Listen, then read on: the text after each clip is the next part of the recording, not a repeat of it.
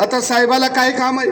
काय मसरं राखायची आहेत, काय पाणी पाजायचं आहे? पण हे म्हातारं खडूस आहे, तिजोरीची किल्ली कमराला लावून हिंडतया. म्हणून दादा आता किल्लीला लोंबकाळत लढाय, वाडा विरुद्ध गावगाडा ही लढाई, प्रस्थापित विरुद्ध विस्थापित यांची लढाई आहे.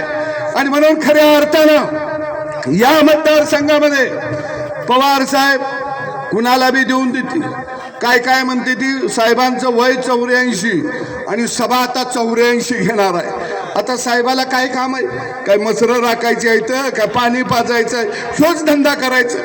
पण साहेबाला मानावं लागेल, ह्या वयात बी आमच्या सारख्याला चान्स देण्यात झालं. ह्या वयात अहो बाप पोरग कर्तबगार झालं की प्रपंच त्याच्या हातात देतं आणि का बसतं का नाही. पण हे म्हातारं खडूस आहे, तिजोरीची किल्ली कमराला लावून हिंडतया. अजित दादा किल्लीकडे बघून बघून म्हातारं झालं. अजित दादाच्या लक्षात आलं हे म्हातारं किल्ली देत कमराची काढत नाही. म्हणून दादा आता किल्लीला लोंबकाळत म्हणताय, किल्ली तोडल्याशिवाय थांबणार नाही. कारण आता हे भात झालं. अरे आम्हाला मी प्रपंच करून काय म्हातारा झालं प्रपंच करायचा का?